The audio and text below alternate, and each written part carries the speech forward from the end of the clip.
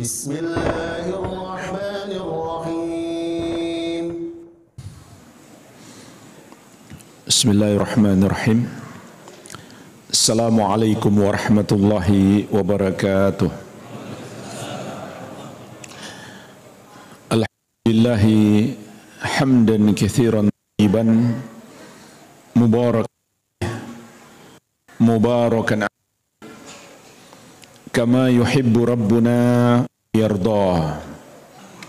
Wa ashhadu an la ilaha illallah wahdahu la syarikalah wa ashhadu anna Muhammadan abduhu wa rasuluh sallallahu alaihi wa ala alihi sahabatihi ajma'in wa man tabi'ahum bi ihsanin ila yaumiddin.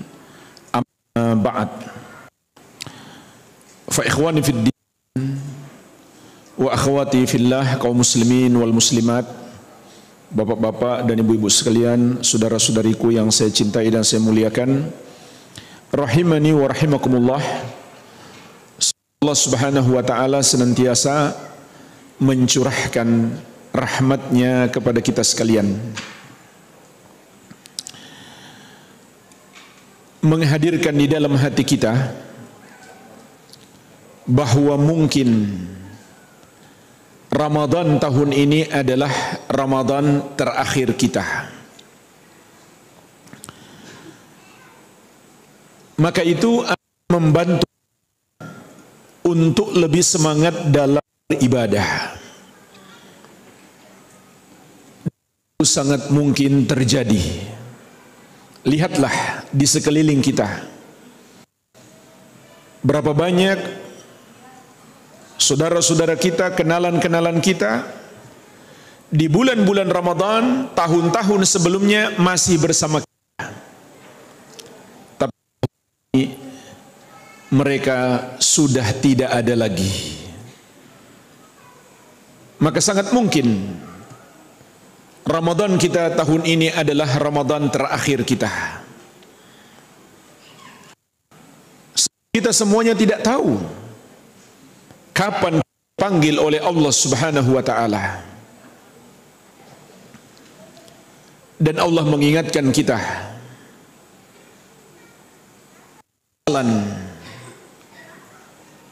orang-orang yang tidak memanfaatkan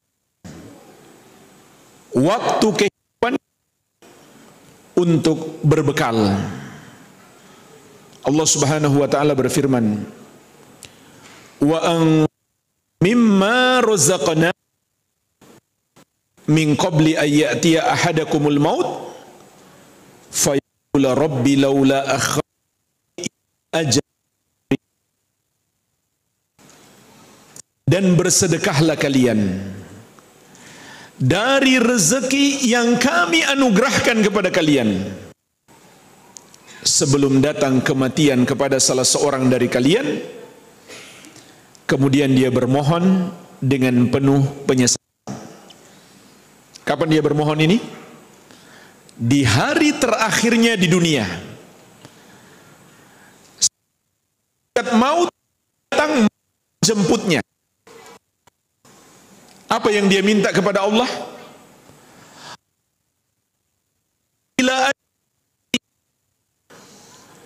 Wahai Rabbku, walau sebentar. Saking inginnya dia tidak minta lama, sebentar saja. Apa yang mau dilakukan? Apakah untuk mobil mewahnya, rumah bagusnya, atau bersama orang-orang yang cintai? Tidak. Dia ingin fa'asaddaqakum min, agar bisa bersedekah yang beramal soleh, termasuk orang-orang yang menjaga larangannya. Itu yang dia harapkan. Sudah nggak ingat lagi sudah nggak ingat lagi punya banyak kawan, punya banyak fans, punya banyak keluarga. Yang dia ingat hanyalah agar bisa beramal soleh. Namun Allah Subhanahu wa taala menegaskan, wala Allahu nafsan idza jaa ajaluha. Allah tidak akan menunda kematian seseorang apabila telah datang ajalnya. Sebagaimana ajal itu dipercepat, tidak pula bisa ditunda. Meskipun seseorang bermohon kepada Allah agar ditunda ajalnya, Allah tidak akan mengabulkannya. Itu sudah ketetapan Allah Subhanahu wa taala. Oleh karenanya jemaah sekalian, Rasulullah sallallahu alaihi wasallam, wa ayyul mu'minina akyas, ya Rasulullah, orang mukmin manakah yang paling cerdas? Muslim manakah yang paling pintar? Mungkin kita masih berpikir orang cerdas selalu berprestasi, kalau karir jadi pejabat, kalau berbisnis bisnisnya maju. Ternyata tidak jemaah sekalian, bukan itu orang yang cerdas. Perhatikanlah apa kata Nabi sallallahu alaihi wasallam tentang siapa sesungguhnya orang yang cerdas. Kata beliau, aktsaruhum lil mauti dzikra wa ahsanuhum lima ba'dahu istidadan ulaikal akyas. Orang mukmin yang paling cerdas itu adalah yang paling banyak ingat dan paling baik persiapannya untuk kehidupan setelah mati. Mereka itulah orang-orang yang cerdas. Jadi jemaah sekalian, kata Nabi sallallahu alaihi wasallam, ukuran kecerdasan itu dua.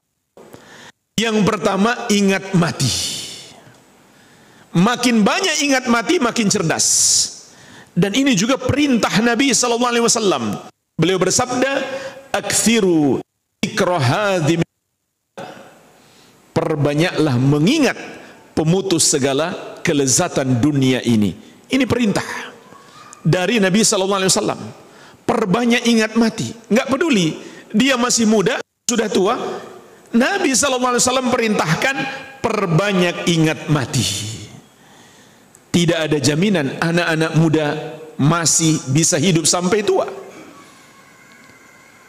Bukan hanya ingat mati, tapi Nabi sallallahu alaihi wasallam mengatakan perbanyak ingat mati. Dan beliau juga mengingatkan kita kematian akan segala kenikmatan dunia. Artinya kenikmatan dunia yang kita kumpulkan, yang kita bawa ke alam kubur kita, kita bawa pun nggak ada gunanya, nggak bermanfaat bagi kita.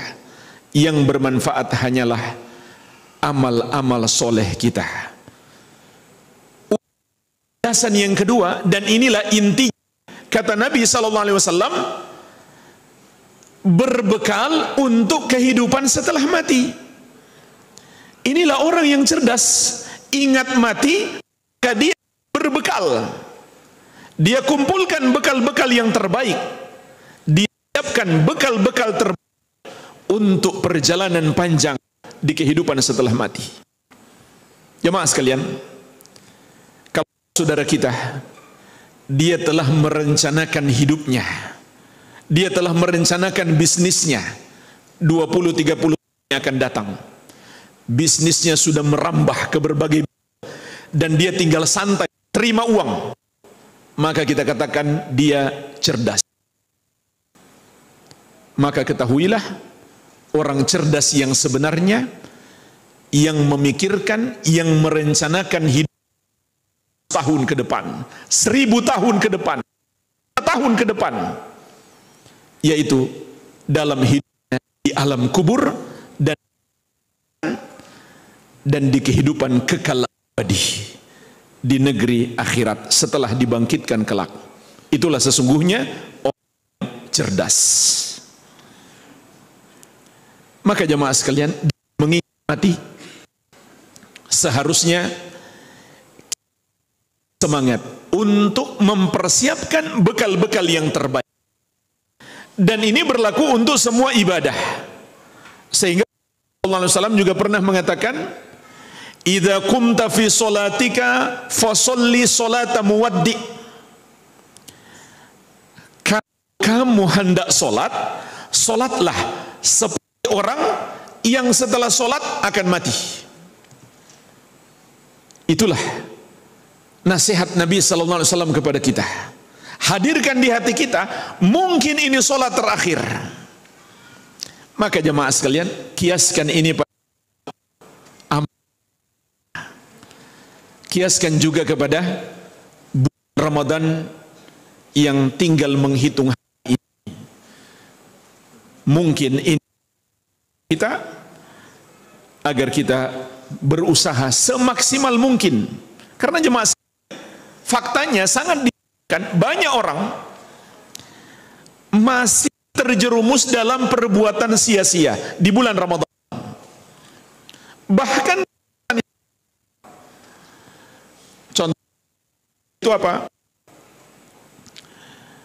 Main HP sampai lupa waktu.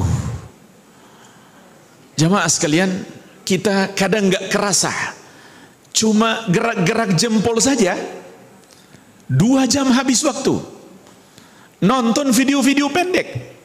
Dan ini bagi anak harap dilarang ibu-ibu sekalian, karena ini merusak otak. Jadi ada penelitian terbaru, video pendek bagi anak-anak sangat merusak otak. Lebih baik dia nonton 1 video daripada pendek dan jumlah banyak.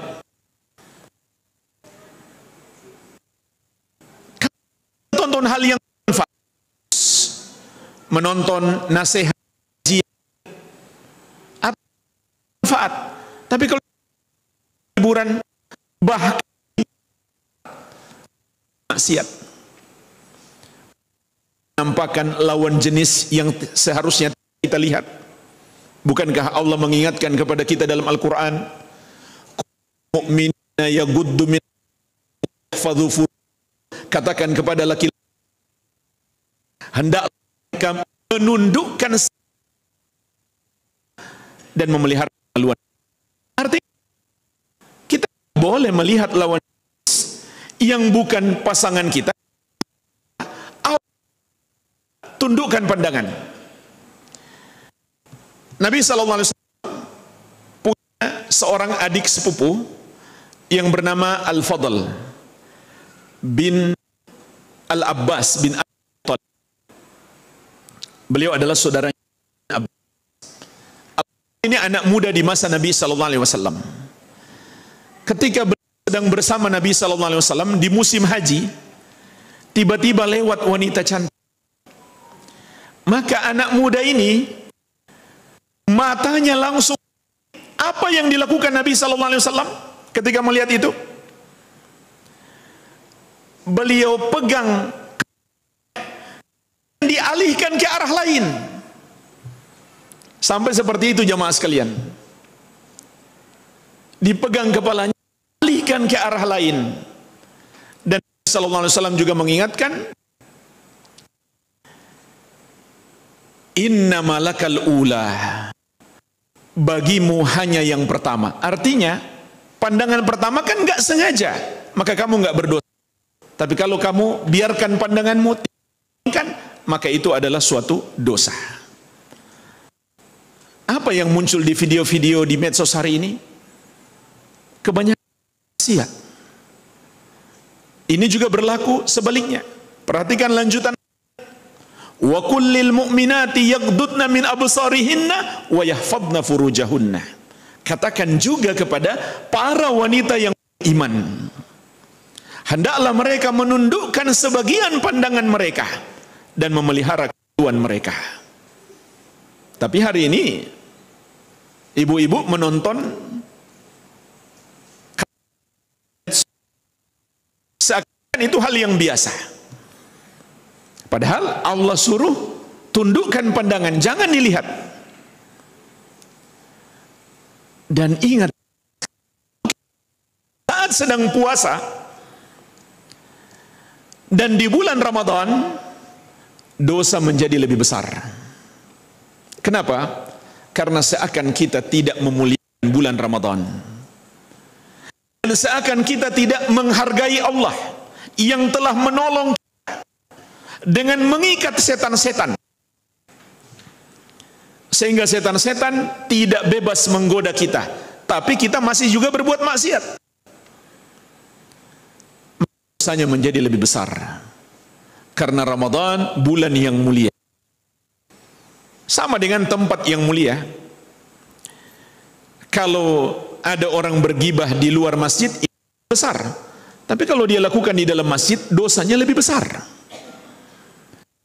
Kalau dia nonton video-video tadi, video lawan jenis yang tidak seharusnya dia tonton di luar masjid, itu dosa.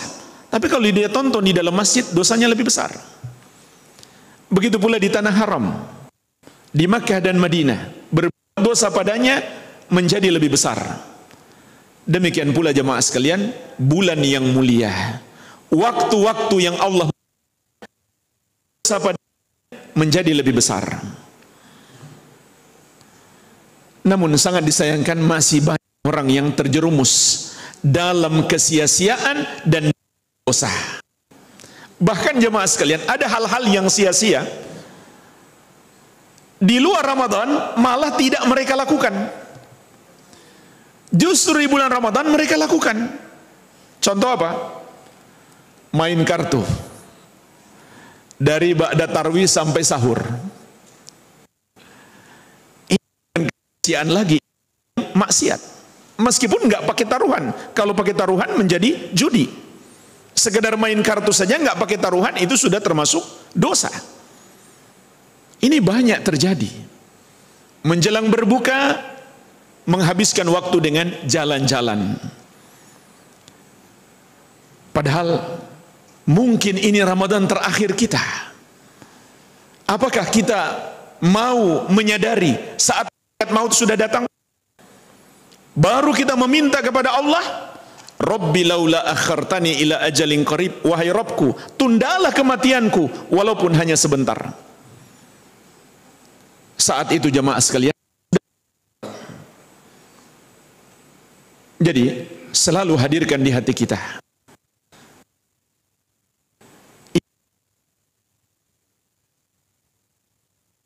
kehidupan terakhir kita. Kematian datang tiba. Dan yang menentukan amalan kita adalah akhir hayat kita. Apakah husnul khatimah dalam keadaan beramal soleh, ataukah su'ul khatimah dalam keadaan berbuat atau belum tobat dari dosa yang pernah dia lakukan. Maka ini sangat bermanfaat kalau kita sadari. Jika kita hadirkan dalam hati kita, Ramadan ini adalah Ramadan terakhir kita. Hendak bisa ibadah, memanfaatkan waktu sebaik-baiknya. Jangan ada detik-detik yang tersia-siakan. Terlalu banyak amal ibadah yang bisa kita lakukan. Oleh karena sekalian di kesempatan ini, saya ingin mengingatkan amalan utama di bulan Ramadan. Bukan amalan yang paling utama, tapi sangat ditekankan bulan Ramadan. Yang pertama tentunya adalah jemaah sekalian, dalam puasa ini banyak amalan-amalan, banyak sunnah-sunnah bisa kita lakukan. Yang paling utama adalah amalan hati. Bagaimana amalan hati kita saat berpuasa? Ada dua amalan utama. Rasulullah SAW bersabda, "Man shama imanan wa ihtisaban, ghufira lahu ma taqaddama min dzambihi." Barang siapa berpuasa Ramadan karena iman dan mengharapkan pahala, akan diampuni dosa-dosanya yang telah lalu. Lihat jemaah sekalian, bagaimana caranya mendapatkan ampunan Allah dengan puasa? Lakukan dua amalan hati. Yang pertama kata Nabi SAW, imanan. Ibadah kita harus dibangun di atas dasar iman. Apa iman? Mengimani, meyakini semua yang Allah wajibkan untuk diimani. Pertanyaan pertanyaannya, apa yang Allah wajibkan untuk diimani? Semua ajaran Islam. Makanya jemaah sekalian, mengingkari atau tidak mengakui satu ajaran Islam membatalkan keimanan. Misalkan ada orang yang tidak mengakui syariat puasa, maka dia bukan muslim lagi. Tapi beda halnya dengan orang yang tidak puasa. Tidak puasa mengurangi keimanan, namun dia masih mukmin, masih muslim. Namun mengingkari syariat membatalkan keimanan. Paham bedanya? Jadi di sini ada dua. Orang yang tidak puasa, tapi dia yakin puasa itu sebenarnya ajaran Islam, wajib diamalkan, maka meskipun dia pelaku dosa besar. Yang kedua, orang yang meyakini puasa itu bukan ajaran Islam, meskipun dia puasa, ulama Islam 4 sepakat dia murtad, keluar dari Islam meskipun dia puasa, tapi hatinya meyakini puasa itu bukan ajaran Islam. Mungkin cuma niat ingin sehat saja, atau hanya karena malu saja semua orang berpuasa, dia pun ikutan berpuasa. Begitu pula kalau ada orang yang meyakini misalkan jilbab itu bukan ajaran Islam, hanya budaya Arab. Ulama mazhab sepakat, meskipun dia pakai jilbab, dia bukan muslimah lagi. Kalau dia masih meyakini jilbab itu adalah kewajiban, maka dia masih muslimah, meskipun dia melakukan dosa besar. Jadi jemaah sekalian, itu dosa yang membatalkan iman dan dosa yang mengurangi keimanan. Maka Nabi SAW mengingatkan kita, harus imanan, dibangun di atas dasar iman, yang mengimani yang Allah wajibkan untuk diimani, termasuk mengimani syariat puasa itu sendiri. Dan yang paling utama, mengimani rukun iman yang 6. Disebut rukun karena itu bagiannya, dan pokok keimanan adalah rukun iman yang pertama, yaitu kita beriman hanya Allah Subhanahu wa ta'ala Rabb kita, yang mencipta, menguasai dan mengatur segala sesuatu, dan hanya Dia yang berhak disembah.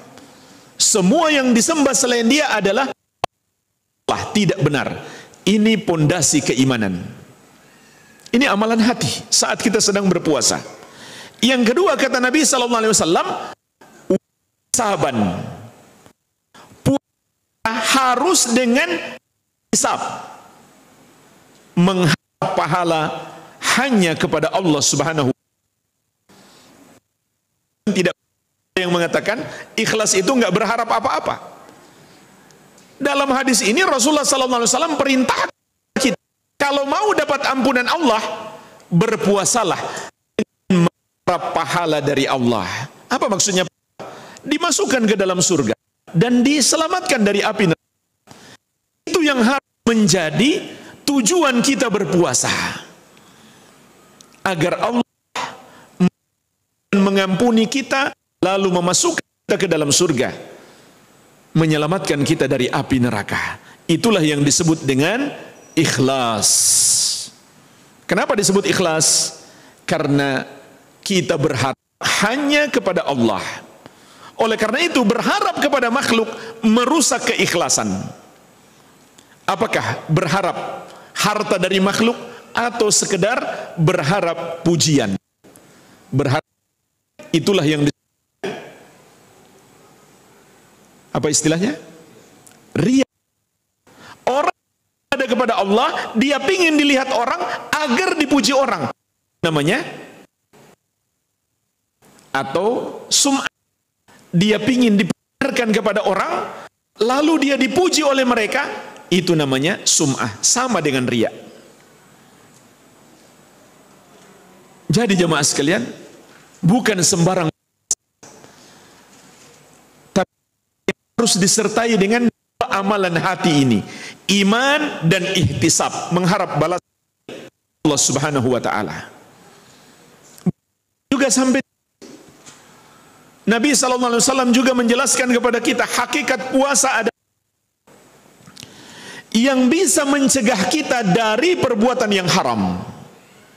Berpuasa tapi masih melakukan yang haram tidak berguna.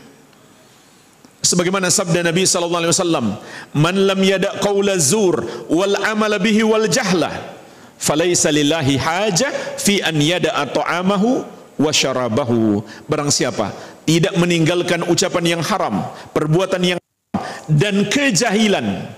Kejahilan itu maknanya perbuatan tanpa petunjuk dari Allah dan Rasulnya, termasuk perbuatan sia-sia, itu kejahilan. Seperti ngeprank orang, itu termasuk kejahilan. Maka kata Nabi SAW, barang siapa yang berpuasa tapi tidak meninggalkan perbuatan-perbuatan ini, falaisa lillahi haja fi an yada'ahu wa syarabahu, maka Allah tidak perlukan dia meninggalkan makan dan minumnya, enggak adanya. Dan Nabi SAW juga mengatakan, wasyamu junnah, puasa itu adalah perisai. Apa artinya jemaah sekalian puasa adalah perisai? Artinya dua. Yang pertama, perisai dari maksiat di dunia. Yang kedua, perisai dari api neraka di akhirat. Dan tidak akan menjadi perisai dari api neraka sebelum menjadi perisai dari maksiat. Makanya jemaah sekalian, anak muda kalau dia sudah mampu menikah, Rasulullah SAW perintahkan untuk segera menikah, jangan ditunda lagi.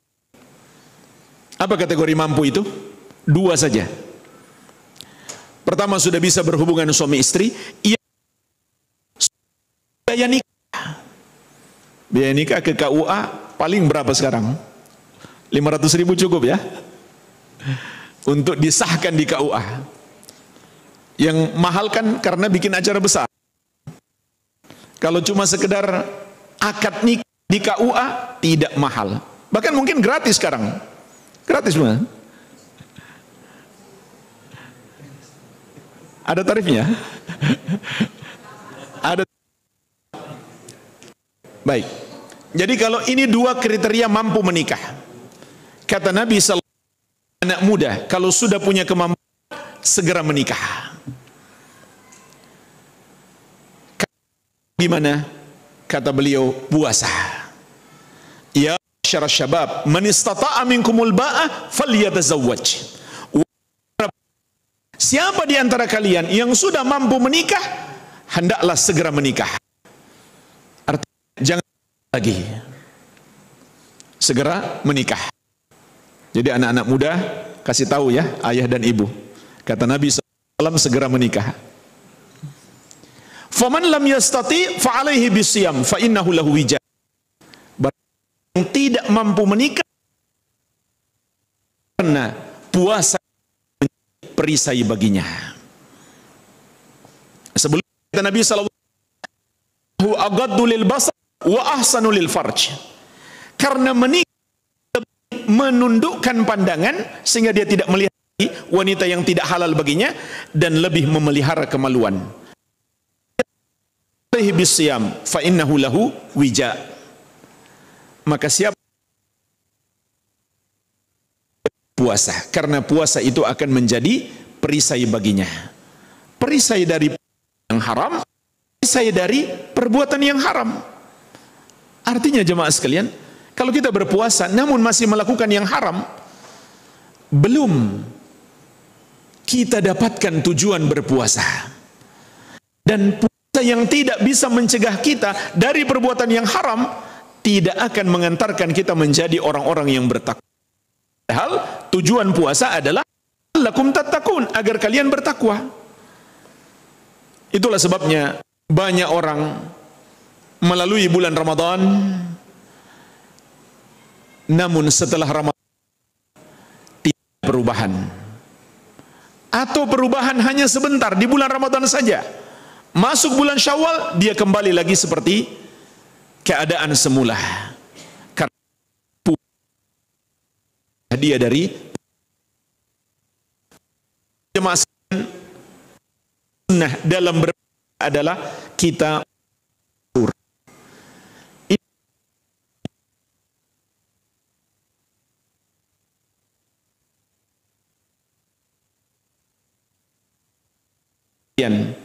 karena dalam makan sahur itu ada. Sampai kata Nabi sallallahu alaihi wasallam, haru wa an yajra'a ahadukum jur'atan min ma'in. Makan sahur kalian meskipun hanya dengan meneguk satu tegukan air.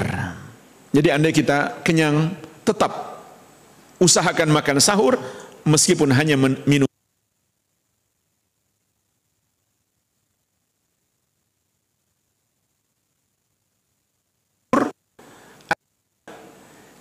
Akhir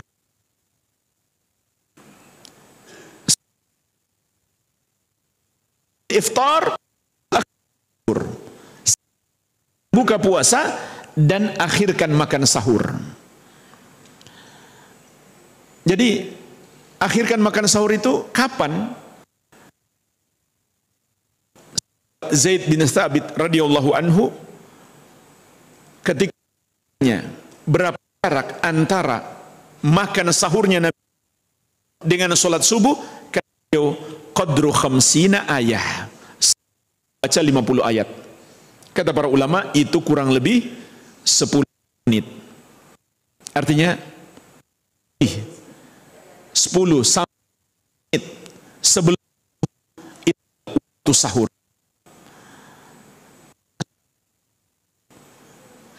Subuh usahakan kita sudah berhenti sahur. Ingat, belum mulai imsak.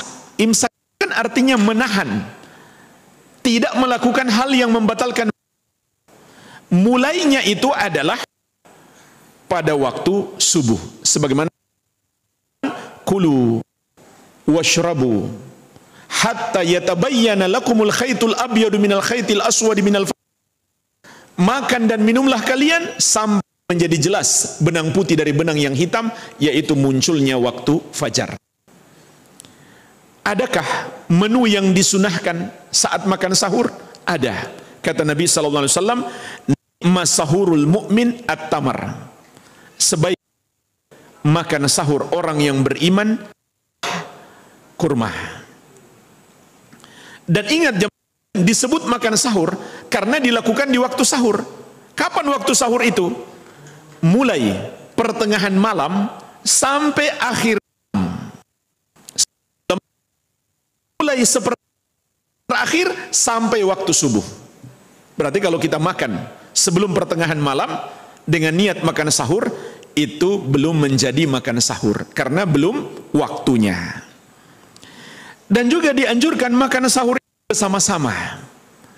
Sebagaimana kata Zaid bin Thabit radhiyallahu anhu, tasaharna ma'a Rasulillah sallallahu alaihi wasallam, kami bersama Nabi sallallahu alaihi wasallam, beliau bangkit untuk sholat subuh. Lihat jemaah sekalian, jaraknya sangat dekat antara makan sahur Nabi sallallahu alaihi wasallam dengan sholat subuh. Begitupun berbuka, masih sunnah di situ. Berbuka.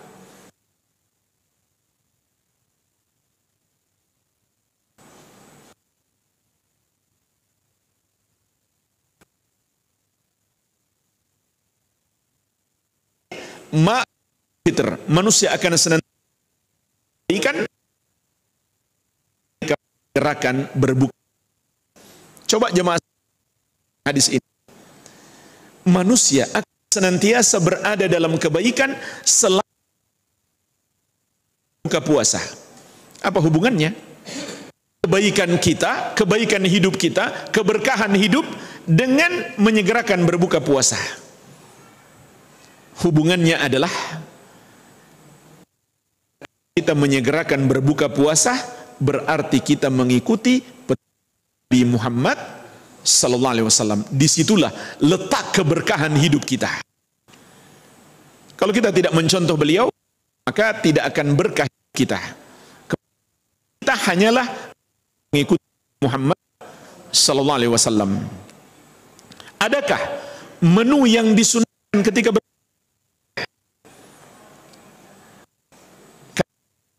makan manis? Yang paling manis istri di rumah. Makanya buka puasa dengan istri. Namun itu tidak benar. Manis-manis. Tapi kurma. Kalau tidak ada kurma, air putih. Jangan langsung beralih ke kue. Sebagaimana kata Anas bin Malik radhiyallahu anhu. Rasulullah sallallahu alaihi wasallam yuru ala rutabat qabla ayyusalliyah. Rasulullah sallallahu alaihi wasallam berbuat dengan kurma muda sebelum beliau sholat maghrib. Lam takun rutabat fa'at. Kalau tidak kurma muda, beliau berbuka dengan kurma matang. Fa illam takun hasahasatin min ma. Juga teguk air. Jadi kalau nggak ada kurma, jangan cari kue manis, tapi air putih. Setelah itu mau makan apa saja tidak ada masalah. Penting awal kita berbuka minum air putih jika tidak.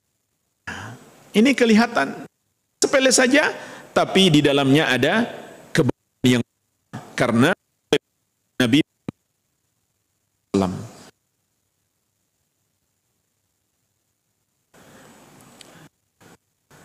Inilah jemaah sekalian beberapa sunnah ketika berpuasa. Inilah amalan yang pertama. Amalan yang kedua, tarawih. Sallallahu alaihi wasallam juga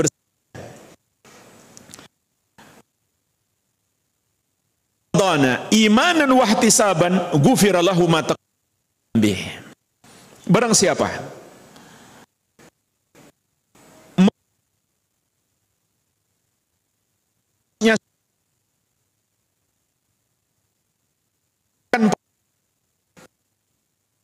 ini dosanya lalu. Jadi jemaah sekalian, hendaklah ini kita seriusi. Salat tarawih ini masuk sebab kita meraih ampunan Allah di bulan Ramadan. Jangan kita sia-siakan. Dan salat wajib tentu lebih kan. Gunanya seseorang tarawih tapi enggak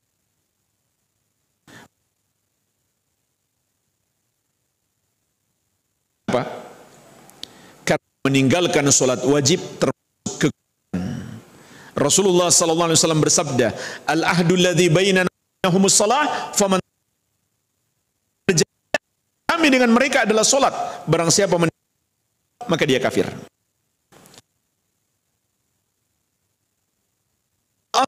Faqad habita anhu. Barang siapa meninggal salat asar, terhapus amalannya. Bagaimana dia tiga salat, dia terhapus amalannya.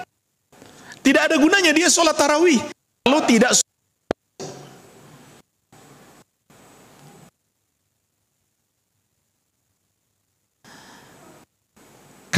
lakukannya dapatkan keutamaan.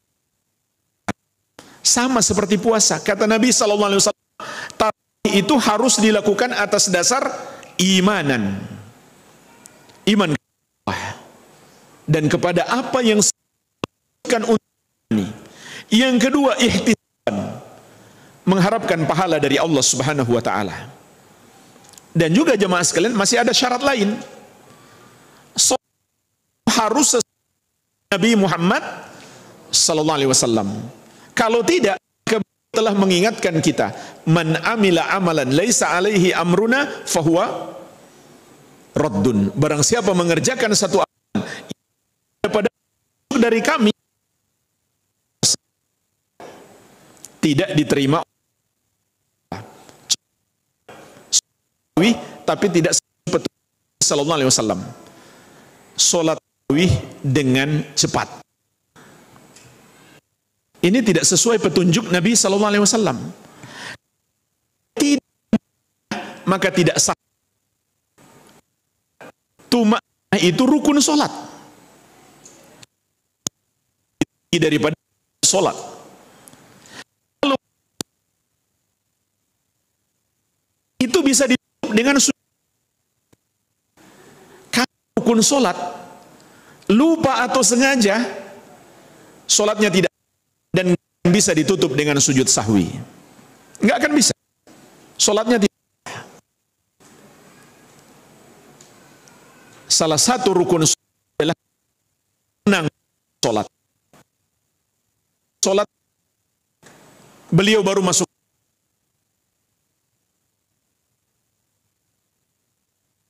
pun salat dengan cara yang sangat cepat. Setelah salat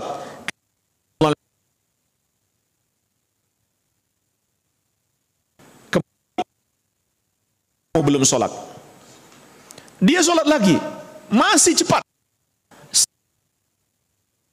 Irji fasolli innaka lam tusalli. Kembali dan sholat lagi karena kamu belum sholat. Sampai orang itu menyerah. Ya Rasulullah, sholat sepertilah yang saya ketahui. Sallallahu alaihi wasallam. Sering Nabi sallallahu alaihi wasallam di kita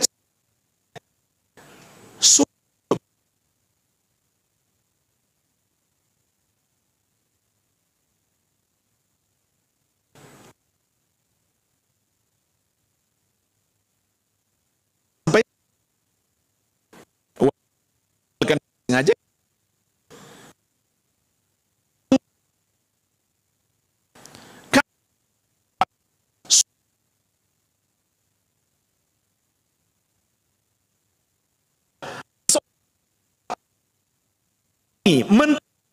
bacaan sholatnya itu makna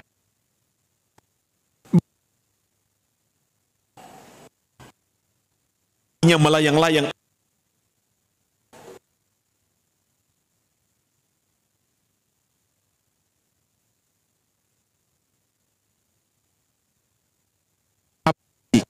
Misalkan Al-Fatihah tidak sampai terbaca.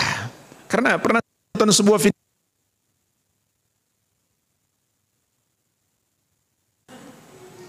berarti Al-Fatihah, dan Al-Fatihah adalah rukun solat yang terpenting. Nabi SAW katakan, la solata liman lam yaqra Fatihatil kitab. Tidak ada solat bagi siapa yang tidak membaca surat Al-Fatihah.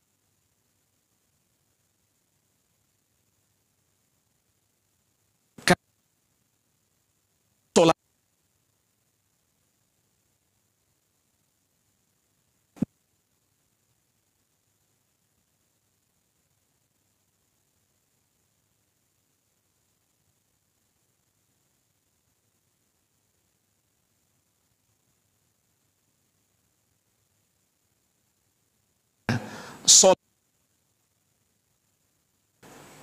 Apakah sholat di Ramadan itu 2 rakaat salam, 4 rakaat itu tidak ada.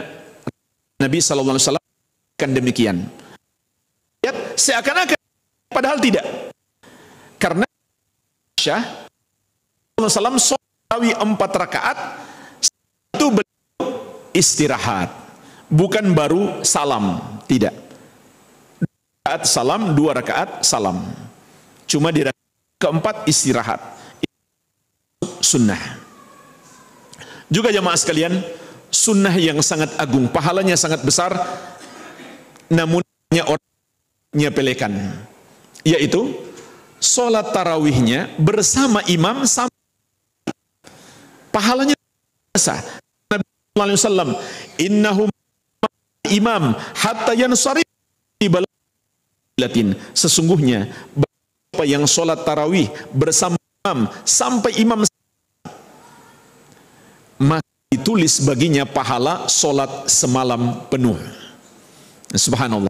Mungkin kita sholat tarawih hanya setengah jam, 1 jam, tapi pahalanya seperti sholat malam. Syaratnya apa? Sholat tarawih berjamaah sampai imam selesai. Jadi kalau imam sholatnya 20, kita ikut sampai 20. Imam witir, kita ikut sampai witir. Jangan kita tinggalkan imam. Akan kehilangan pahala semalam penuh. Mungkin pertanyaan, bagaimana masih mau sholat lagi? Padahal sudah witir. Boleh. Yang penting jangan witir lagi. Karena Nabi SAW mengatakan, la tidak 2 witir dalam 1 malam. Memang ada hadis, ij'alu akhira salatikum bilaili witir. Jadikan solat terakhir kalian di waktu malam adalah witir. Tapi ini tidak wajib. Ini sunnah. Sehingga kalau seseorang sudah terlanjur witir bersama imam dan dia mau sholat lagi di rumah, misalkan, maka boleh tanpa witir lagi.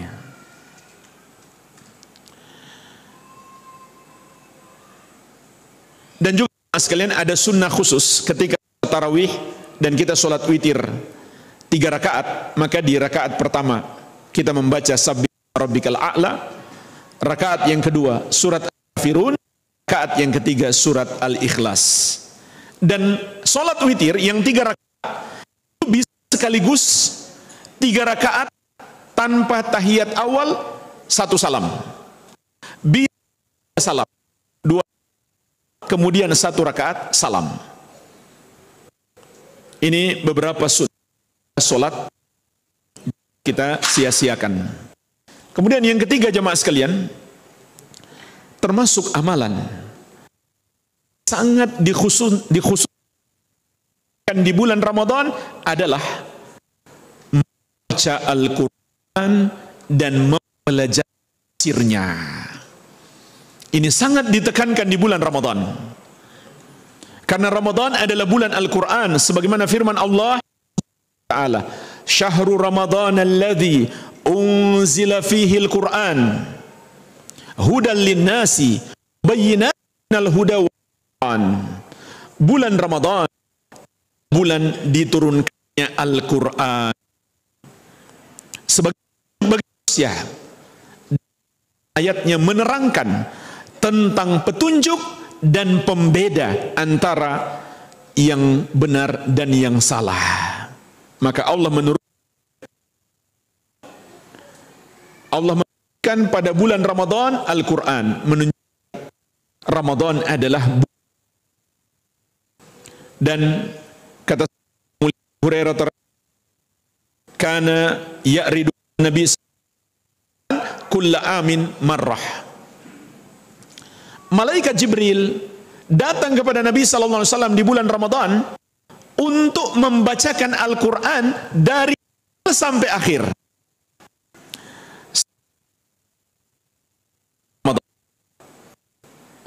Sampai khatam. Fa'arada alaihi marratain fil akhir kubit. Dan di wafat, malaikat Jibril membacakan 2 kali khatam. Ini tentu dengan bacaan yang pelan, bacaan yang sangat bagus. Dan terkadang Nabi SAW yang membaca lalu didengar ke Jibril. Ini Nabi SAW membaca sendiri. Berarti di bulan Ramadan lebih ditekankan bacaan. Para sahabat Nabi SAW juga seperti itu. Di bulan Ramadan mereka lebih meningkatkan Al-Quran. Khatam 4 kali dalam sebulan. Karena dulu jamaah sekalian, para sahabat kalau Al-Quran itu sekaligus mentadabburi makna-makna yang terkandung di dalamnya. Ada yang 2, minimal 1 kali. Kita usahakan. Itu batas minimal. Khatam Al-Quran. Andai Ramadan 30, 1 juz. Masalah pastikan Ramadan itu 9 atau 30. Kita pastikan kalau sudah ada pengumuman dari pemerintah. Oleh karena itu,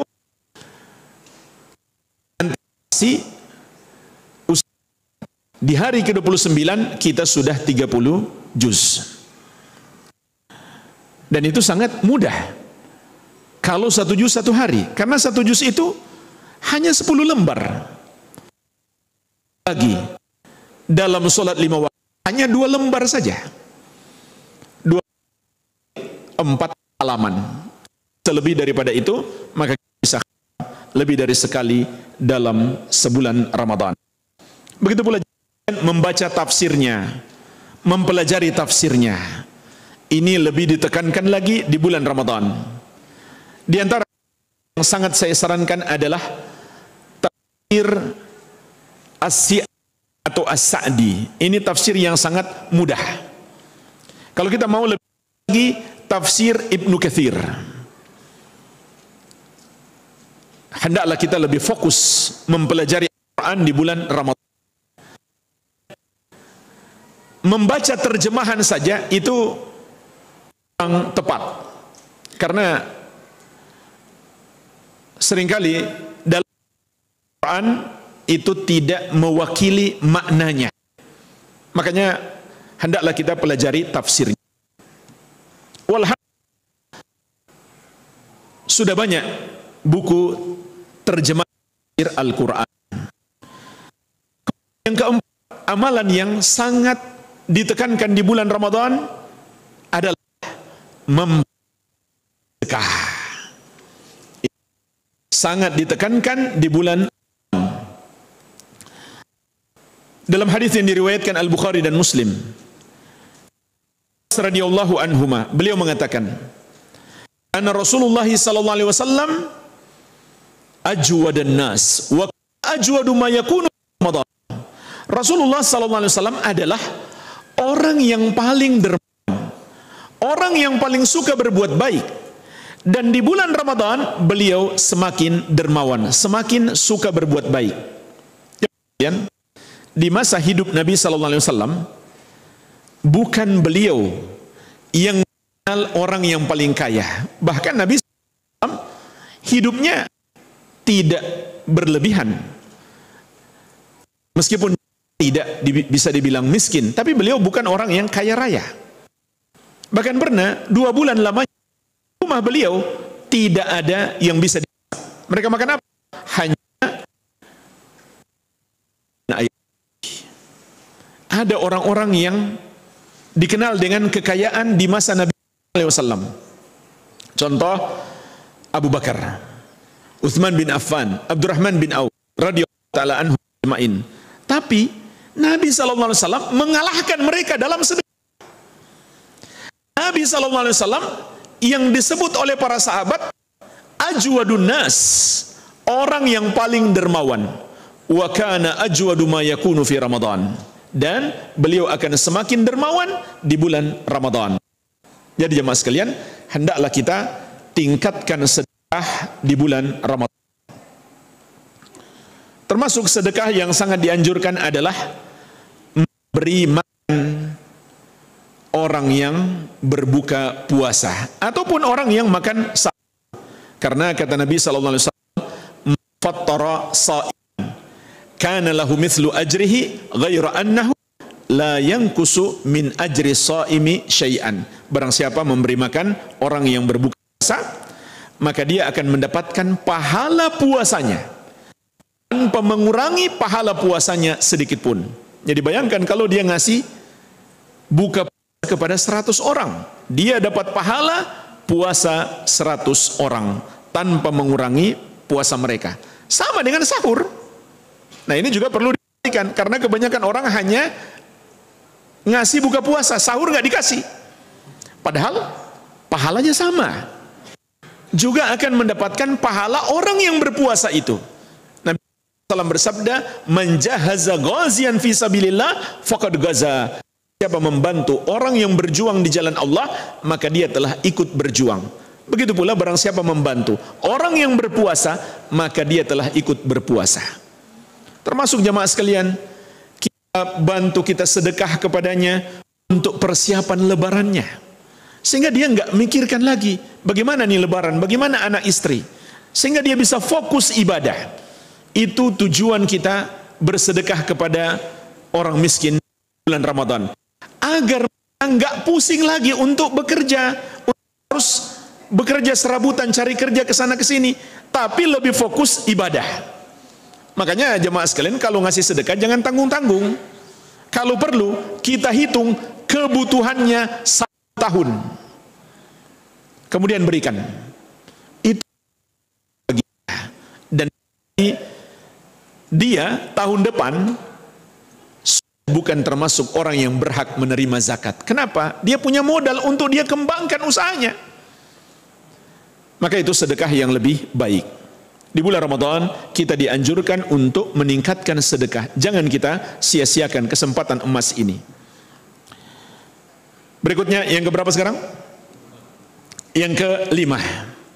Termasuk amalan jamaah sekalian yang sangat ditekankan di bulan Ramadan, banyak berdoa.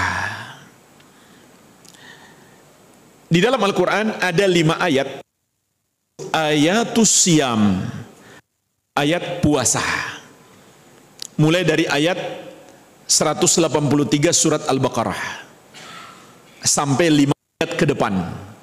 Itu disebut ayat-ayat puasa. Tapi ternyata ayat keempat itu bicara tentang puasa. Tidak juga tentang Ramadan. Namun mengandung syarat. Ketika puasa dan di bulan Ramadan kita amalkan ini. Apa ayatnya? Allah Subhanahu wa taala berfirman, "Wa idza sa'alaka ibadi anni fa inni qaribun ujibu da'i idza da'an falyastajibu li yu'minu bi la'allahum yarjun." Dan apabila hamba-hambaku bertanya kepada Muhammad tentang aku, maka sesungguhnya aku dekat. Aku selalu mengabulkan doa orang yang berdoa tatkala dia berdoa kepadaku. Maka hendaklah mereka seruanku. Lihat, ini syarat dikabulkannya doa. Hendaklah mereka menjawab seruanku, yaitu mematuhi perintahku dan menjauhi laranganku. Wal yu'minu, hendaklah mereka beriman kepadaku. Kalian harus iman, la'allahum yarsyudun, agar mereka mendapatkan hidayah.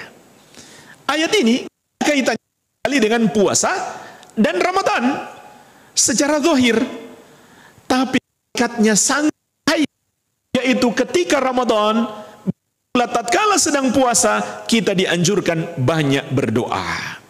Dalam hadis Rasulullah sallallahu alaihi wasallam bersabda, "Inna lillahi utaqa minan nari fi kulli yaumin wa lailatin wa likulli muslimin fi kulli yaumin wa lailatin da'watun mustajabah."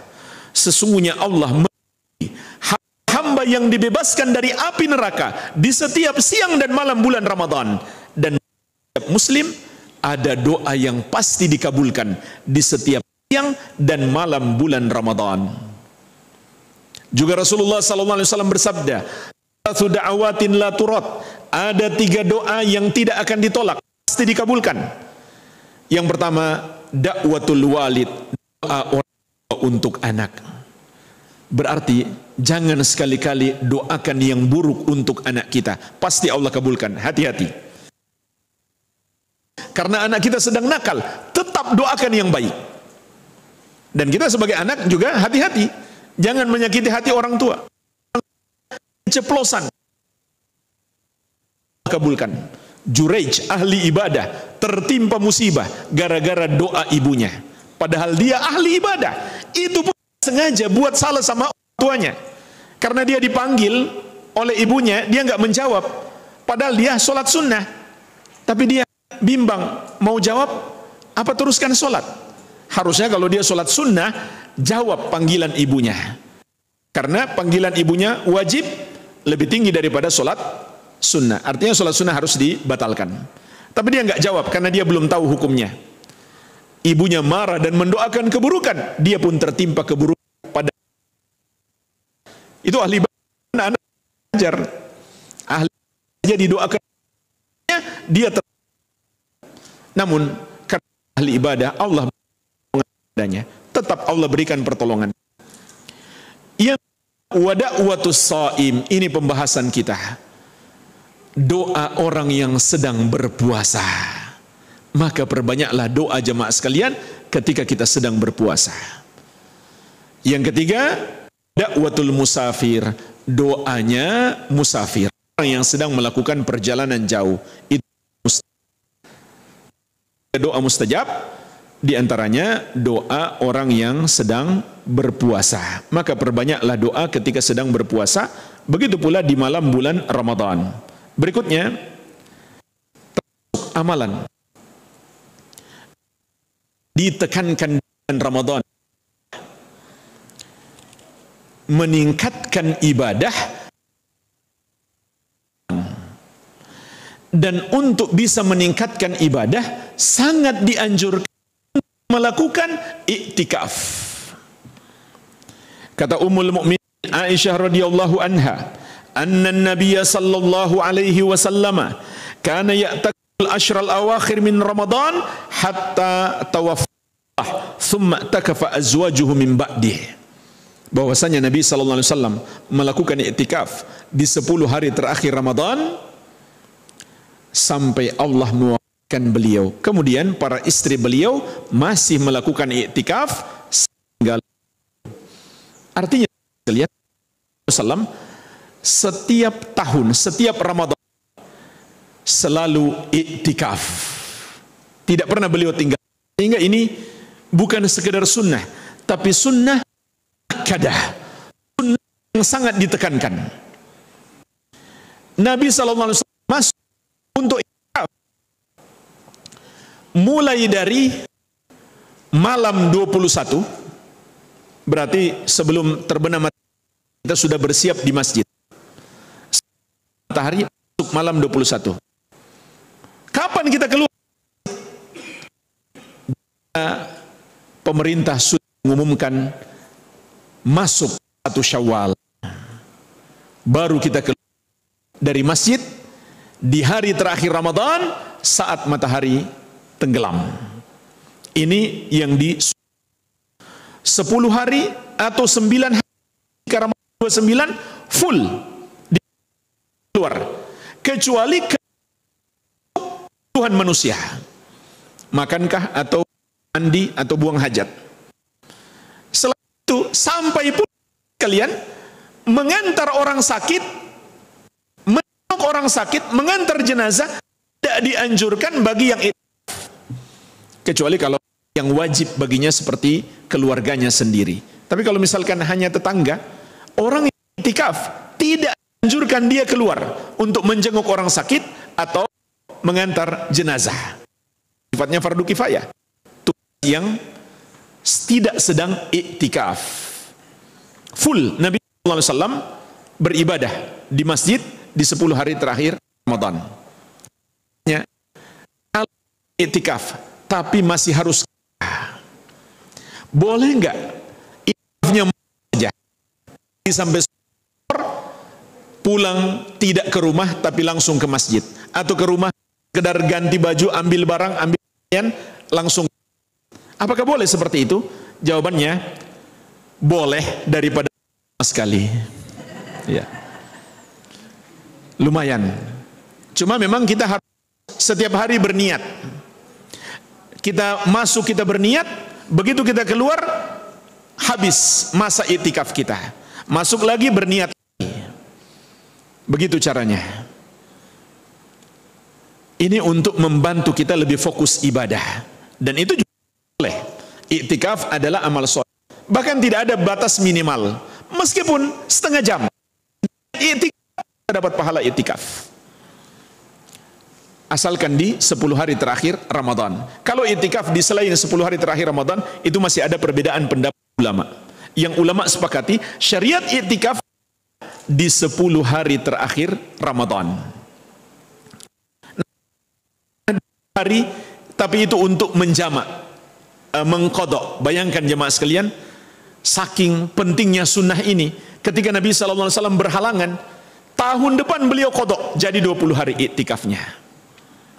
Dan iktikaf yang terbaik di Masjidil Haram, atau di Masjid Nabawi, atau di Masjidil Aqsa. Masih ada waktu untuk persiapan bagi minat. Ini iktikaf yang terbaik. Tidak diperselisihkan para ulama. Selain 3 masjid ini, ulama sudah beda pendapat sebetulnya. Tapi mayoritas ulama berpendapat sah di selain 3 masjid ini, asalkan di situ ada solat berjamaah. Dan bukan sifatnya musola pribadi, bukan. Tapi masjid umum. Kalau ada solat Jumat, lebih afdol. Apa hakikat iktikaf jamaah sekalian? Kata Imam Rajab rahimahullah, makna iktikaf wa haqiqatuhu qat'ul ala'i anil khalaik lil ittisal bi khidmatil khaliq. Makna iktikaf dan hakikatnya adalah memutuskan semua interaksi dengan makhluk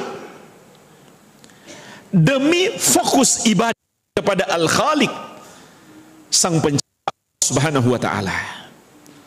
Jadi kalau iktikaf tapi main HP terus, WhatsAppan terus, berarti tidak tercapai tujuan iktikaf. Karena tujuan iktikaf, tujuan dia masjid tercapai. Atau yang lain. Makanya jemaah sekalian, termasuk sunnah, jika memungkinkan, peserta iktikaf ada. Jika misalkan ada ruangan samping, itu bisa dibuat bilik-bilik. Yang penting tidak mengganggu jemaah sholat nantinya. Nabi SAW beriktikaf di dalam kemah. Dibuatkan kemah untuk beliau di dalam masjid, kemudian beliau iktikaf di dalamnya. Supaya bisa fokus, nggak ada yang ngajak. Fokus ibadah, itu tujuan iktikaf. Betul-betul kita putus hubungan dengan makhluk. Sampai pun Nabi SAW tidak berhubungan suami istri, karena itu juga termasuk pembatal iktikaf. Kata Aisyah radhiyallahu anha, kana Nabi sallallahu alaihi wasallam idza dakhala al-ashru shadda mi'zarahu wa ahya lailahu wa ayqadha ahlahu. Apabila 10 hari Ramadan, mengencangkan sarungnya. Artinya tidak berhubungan suami istri sama sekali. Dan menghidupkan malamnya. Tidak tidur sama sekali di terakhir Ramadan, di waktu malamnya, atau tidur sedikit. Dihidupkan malamnya dengan ibadah.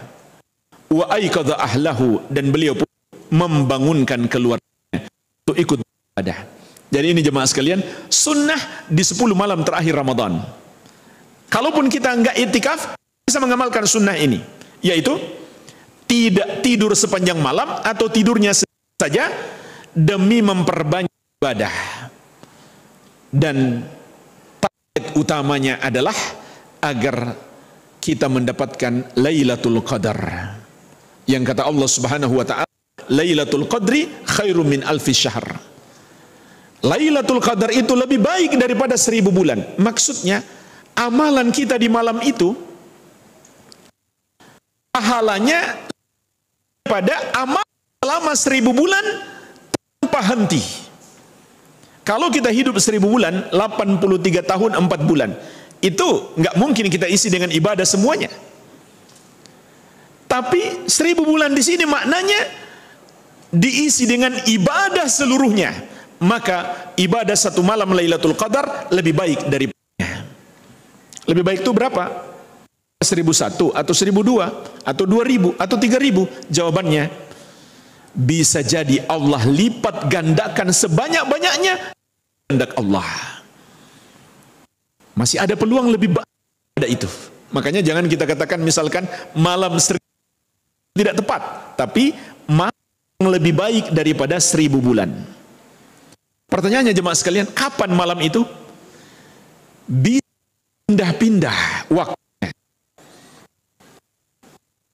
Dia pasti salah satu di 10 malam terakhir. Oleh karena itu petunjuk Nabi SAW di keseluruhan dari 10 malam terakhir Ramadan kita perbanyak ibadah. Beliau bersabda, Lailatul Qadri fil ashril awakhir min Ramadan. Carilah Lailatul Qadar di 10 malam terakhir Ramadan. Hikmahnya tidak Allah pastikan dan Allah sembunyikan kapan Lailatul Qadar agar di keseluruhan 10 hari terakhir Ramadan semangat ibadah.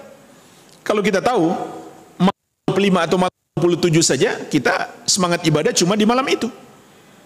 Dan ketahuilah jemaah sekalian, para ulama mengatakan semua tidak ada yang pasti. Tidak ada yang sangat kuat yang menunjukkan itu Lailatul Qadar kecuali satu yang paling kuat. Apa itu? Matahari terbentuk. Itu kata para ulama tanda yang kuat munculnya Lailatul Qadar. Namun kita menyadarinya saat malam lalu. Intinya adalah jemaah sekalian, kita usahakan di keseluruhan dari 10 malam terakhir Ramadan kita perbanyak ibadah. Tapi memang ada anjuran di malam ganjil lebih lagi. Sampai kata sahabat yang mulia An-Nu'man bin Bashir radhiyallahu anhuma, kami sholat 2/3 sampai 1/3 malam yang pertama. Jadi kalau misalkan malam 6 jam, setiganya berarti kurang lebih 2 jam mereka sholat. Itu malam 23. Kemudian malam 25 kurang lebih 3 jam. Kemudian malam 27 sampai mendekati subuh, sampai akhir nggak sempat makan sahur.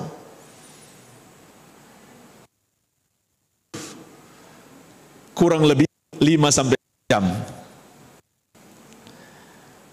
Jadi dianjurkan lebih ditingkatkan lagi di malam-malam ganjil. Puncaknya malam 27. Itu pun tetap masih ada kemungkinan Lailatul Qadar terjadi di malam lain.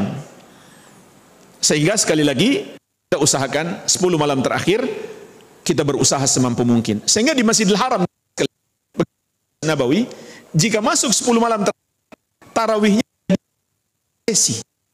demi meningkatkan ibadah.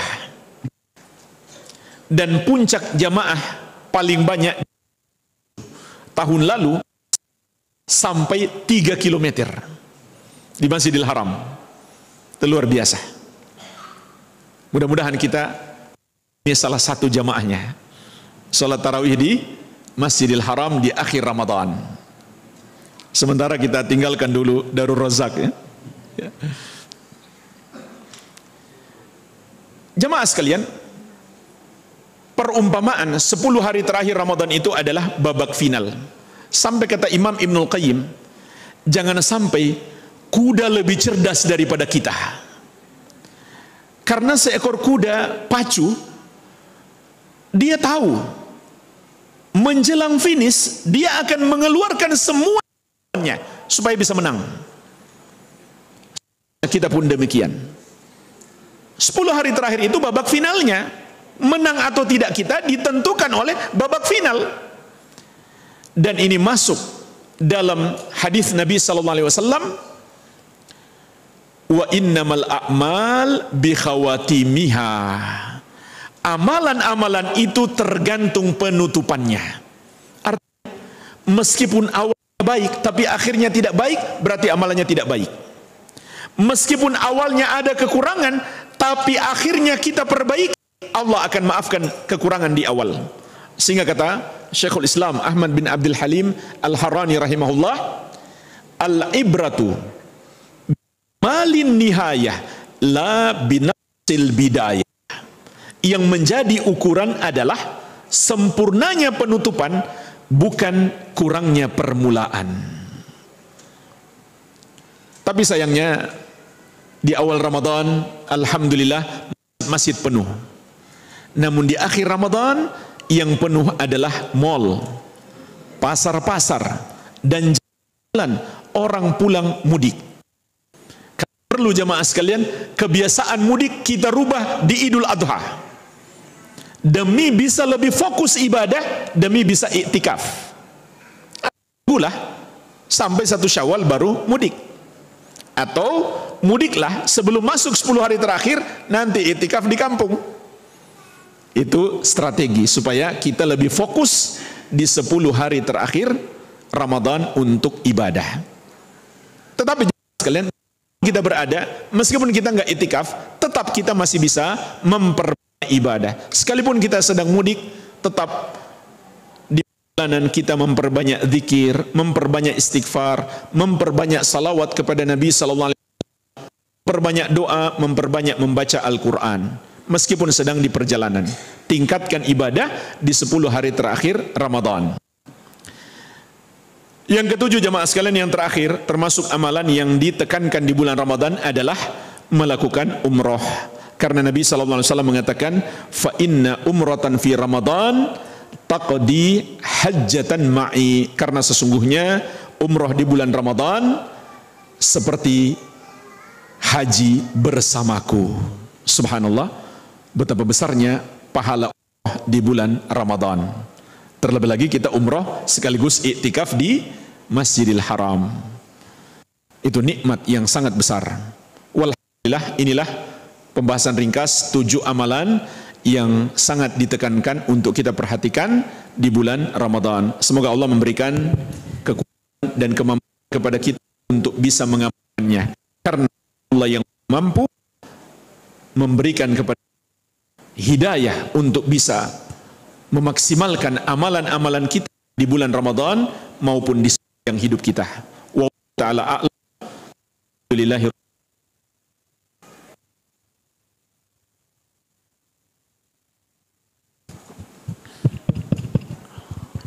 Bismillahirrahmanirrahim. Ada sedikit pertanyaan Ustaz dari ibu-ibu. Pertanyaan yang pertama adalah, apakah maksiat di bulan Ramadan dosa dilipat gandakan? Di bulan haram, iya, karena bulan haram adalah bulan mulia. Bahkan Allah dalam Al-Quran mengingatkan khusus, fala tadlimu fihinna anfusakum, jangan kamu zalimi diri-dirimu sendiri di bulan-bulan haram itu. Tapi ingat, bulan Ramadan tidak termasuk bulan haram. Bulan haram sering diterjemahkan menjadi bulan suci. Maka kalau disebut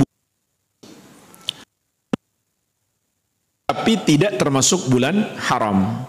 Bulan haram itu ada 4. Apa saja itu? Dzulqa'dah, Dzulhijjah, dan Rajab. 4. Ramadan bulan mulia, tapi tidak termasuk bulan haram. Karena di bulan haram itu ada hukum-hukum khusus. Ada hukum-hukum tersendiri sehingga itu berlaku di bulan Ramadan. Namun yang jelas hanya bulan mulia. Bahkan jemaah sekalian, ada beberapa hari di bulan haram yang lebih mulia daripada Ramadan. Ini juga banyak orang tidak menyadari. Yaitu 10 hari pertama bulan Dzulhijjah. Itu lebih afdal dari bulan Ramadan. Cuma tidak mengalahkan 10 malam terakhir Ramadan. Jadi 10 malam terakhir Ramadan tetap lebih afdal daripada. Namun kalau dilihat dari waktu siangnya, maka 10 awal Dzulhijjah lebih afdal daripada seluruh siang di bulan Ramadan dan malam 1 sampai 20-nya. Wallahu alam. Mungkin bapak-bapak ingin bertanya. Silakan.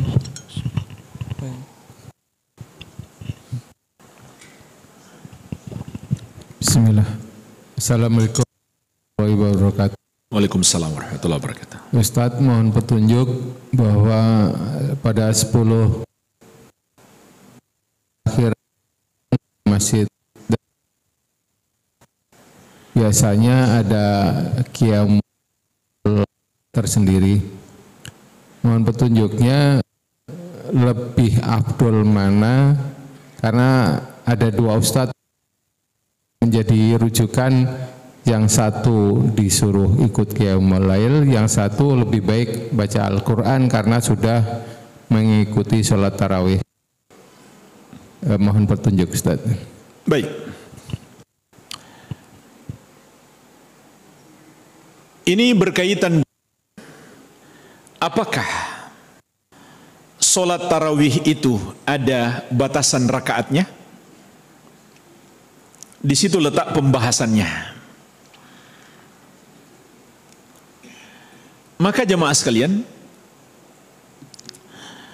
bahkan telah dinukil oleh sebagian ulama adanya ijma', kesepakatan ulama bahwa sholat tarawih tidak ada batasan. Ini juga oleh Ibnu Baz rahimahullahu ta'ala. Kata beliau, sholat tarawih dan semua sholat secara umum di luar bulan Ramadan tidak ada batasan rakaatnya. Di antara dalilnya, Rasulullah sallallahu alaihi wasallam bersabda, "Sholat laili mathna mathna. Fa idza khasya ahadukumus subh falyutir biwahidatin." Salat malam itu 2 rakaat salam, 2 rakaat salam. Sampai apabila seorang dari kalian mengkhawatirkan masuknya waktu subuh, kalau sudah posisi seperti itu, khawatir waktu subuh masuk, cukuplah dengan 1 saja. Kata beliau, hadis ini menunjukkan bahwa salat malam itu nggak ada batas. 2 rakaat salam, 2 rakaat salam, 2 rakaat salam sampai sebelum masuk waktu subuh. Ini yang dipraktikkan oleh ulama salaf, tabi'in dan tabi'ut tabi'in.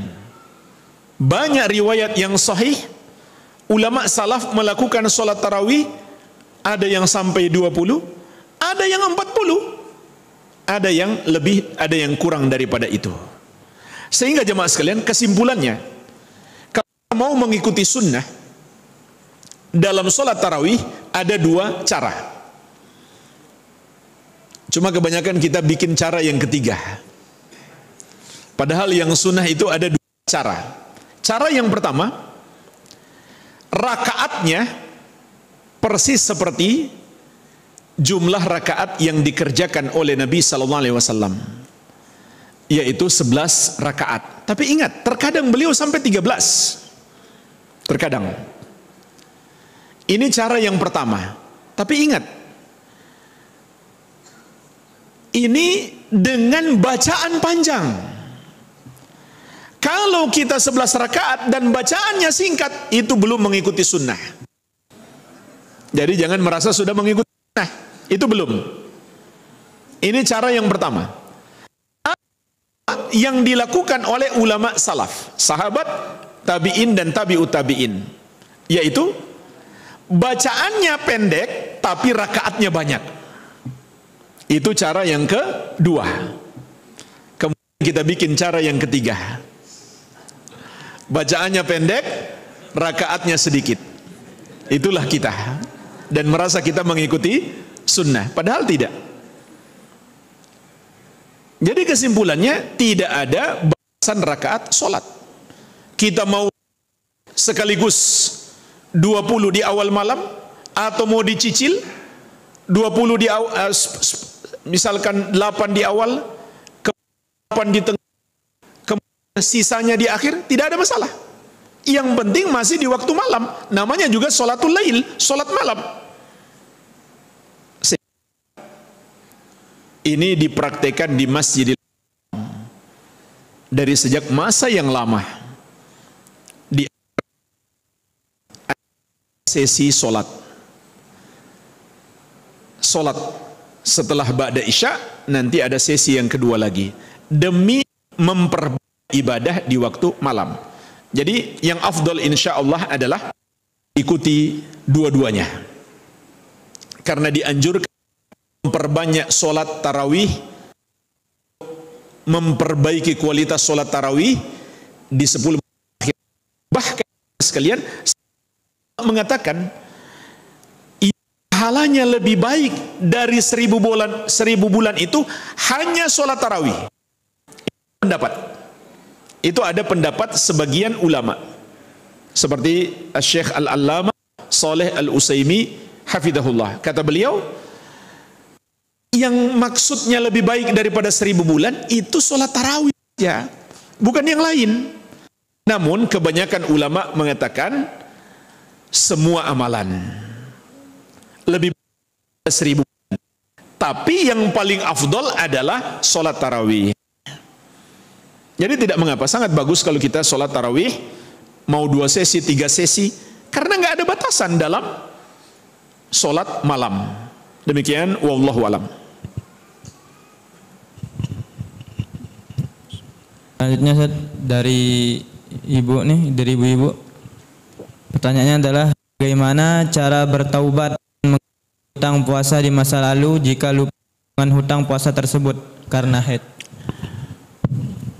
Pertama, bertobat dengan memenuhi syarat tobat. Yang kedua, tetap mengqadha.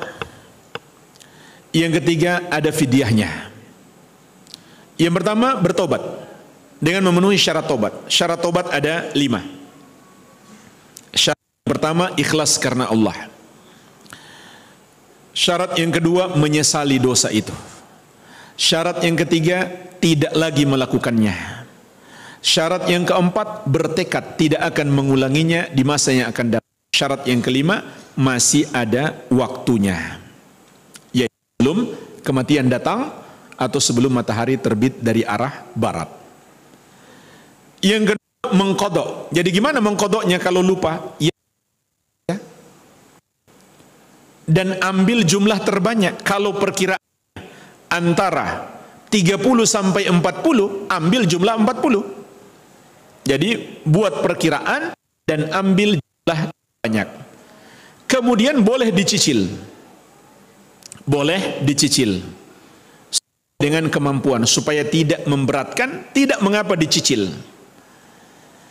Kemudian yang ketiga, ada fidyahnya itu. Sebagaimana difatwakan sejumlah sahabat.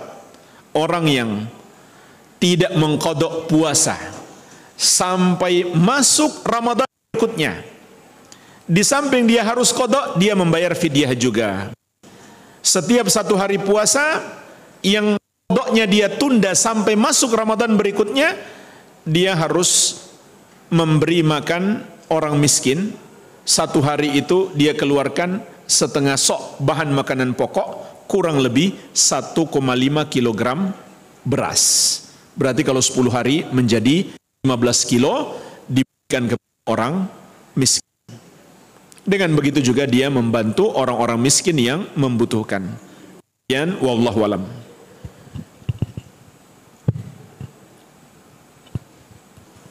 Baik, mohon bertanya Ustaz. Bismillah, assalamualaikum warahmatullahi wabarakatuh. Waalaikumsalam warahmatullahi wabarakatuh.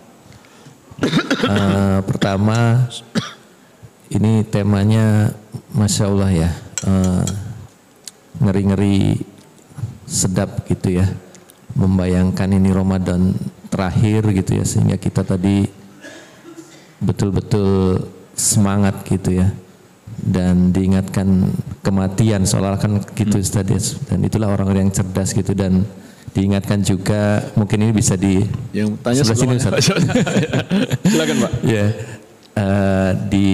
bisa juga ini diterapkan sebagai mindset tidak hanya Ramadan, tapi pada saat kita akan sholat juga membayangkan ini sholat yang terakhir gitu ya. Kalau perlu ini panitia luar biasa bikin spanduk seperti itu aja mungkin ya, biar pajang terus biar gitu.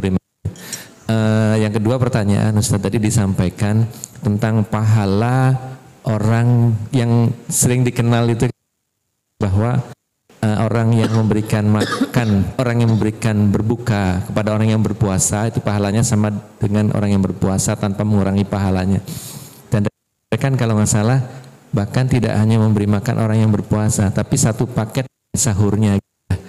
Nah, apakah betul seperti itu, dan apakah selain itu juga berlaku buat sodakoh tapi sifatkan untuk berbuka pun sahur tapi dalam rangkaian ibadah puasa juga. Ini kaitannya dengan kami sebagai panitia Ustadz, kadang-kadang ada muzaki gitu yang mengakadkan infaknya khusus untuk berbuka dan sahur gitu, sehingga kami kadang-kadang strateginya sedikit membatasi bila mana kita sudah ada anggaran 50 juta gitu saja untuk berbuka sahur, begitu ada infak yang mengakadkan ini untuk buka sahur, akhirnya kita stop gitu ya, karena khawatir akadnya segitu kemudian ada masuk nambah sehingga untuk buka sahur khawatir gitu, karena berpesannya untuk buka sahur ini pahalanya lebih tinggi bahkan ya sama dengan orang yang berpuasa gitu. Nah, apakah memang skupnya hanya sebatas untuk berbuka, dan bagaimana ya menyikapi ini Ustaz ya, supaya kita sebagai panitia penerima dana juga tidak salah penggunaan. Syukran kalau ya. Yang pertama jemaah sekalian, kita akan dapat pahala orang yang berpuasa itu apakah berbuka saja atau sahur saja. Jadi enggak harus sahur dan berbuka. Cukup saja kita sudah bisa mendapatkan pahala orang yang berpuasa itu. Karena ada dalil umum. Nabi sallallahu alaihi wasallam mengatakan, "Ghaziyan fi sabilillah faqad ghaza." Barang siapa yang membantu orang yang berjuang di jalan Allah, maka dia telah ikut berjuang. Ini berlaku untuk semua ibadah. Untuk semua ibadah. Seperti juga misalkan ada para santri yang sedang belajar di pondok, kita bantu mereka, maka kita akan mendapat pahala menuntut ilmu. Bahkan belum cukup sampai di kan ilmu itu pun pahala masih mengalir kepada kita. Kalau nanti dia ajarkan ilmu itu diamalkan oleh masyarakat, pahala pun mengalir kepada kita. Kenapa? Karena ketika dia belajar, kita yang menjadi sebab sehingga dia bisa terus belajar, membantunya. Nah, begitu pula jemaah sekalian, meskipun kita tidak membantu dalam bentuk makanan buka puasa ataupun sahur, tapi mungkin kita berikan sejumlah uang, namun itu membantu dia untuk berpuasa dengan lebih tenang. Tidak harus repot untuk bekerja sehingga kegiatan ibadah terganggu. Bahkan ada yang sampai harus membatalkan puasa gara-gara pekerjaannya berat. Maka insya Allah dengan begitu kita juga akan mendapatkan pahala puasanya. Andai pun tidak mendapatkan pahala puasa, ya tetap saja pahala bersedekah di itu besar. Namun jika misalkan orang sedekahkan itu khusus dia pingin untuk buka puasa dan sahur, ya kita minta aja kepadanya, kita sampaikan kepadanya, kalau misalkan sudah nggak dibutuhkan, boleh nggak kita salurkan untuk kebutuhan lain. Kalau perlu jemaah sekalian, kita berikan kepadanya kebutuhan selama 1 tahun. Ini yang dianjurkan sebetulnya dalam syariat. Kalau kita kasih dia kebutuhan selama 1 tahun. Karena itu juga mengikuti nisab mengikuti haul zakat kita. Zakat kan tiap tahun. Berarti kalau kita kasih kebutuhan dia untuk selama 1 tahun, cukup. Tahun depan kita kasih zakat lagi. Dan seperti yang saya katakan tadi, bisa jadi malah karena cukup banyak yang kita berikan, tahun depan dia sudah nggak perlu dikasih zakat, karena dia bisa kelola harta itu, dia bisa kembangkan, dia pun menjadi orang yang berkecukupan. Ya intinya, sedekah apapun itu di bulan Ramadan, tetap pahalanya lebih besar. Dan semakin besar kalau itu kita berikan kepada orang soleh. Karena orang soleh tentu dia tidak akan gunakan untuk maksiat. Dia akan gunakan untuk ibadah. Terlebih lagi kita berikan kepada para penuntut ilmu, para santri, ataupun ustadz yang mengajar. Maka mungkin mereka akan gunakan, membantu mereka menuntut ilmu atau menyebarkan dakwah. Kita tenang-tenang saja di rumah, mereka yang sibuk, pahala mengalir kepada kita. Barangkali demikian Pak, wallahu alam. Mungkin cukup sekian Ustaz, boleh ditutup. Semoga bermanfaat, lebih dan kurangnya saya mohon maaf. Wabillahi taufik, subhanakallahumma wa bihamdik, asyhadu an la ilaha illa anta, astaghfiruka wa atubu ilaik. Wa sallallahu ala nabiyyina Muhammadin wa alihi wasallam, walhamdulillahi rabbil alamin. Wassalamu alaikum warahmatullahi wabarakatuh.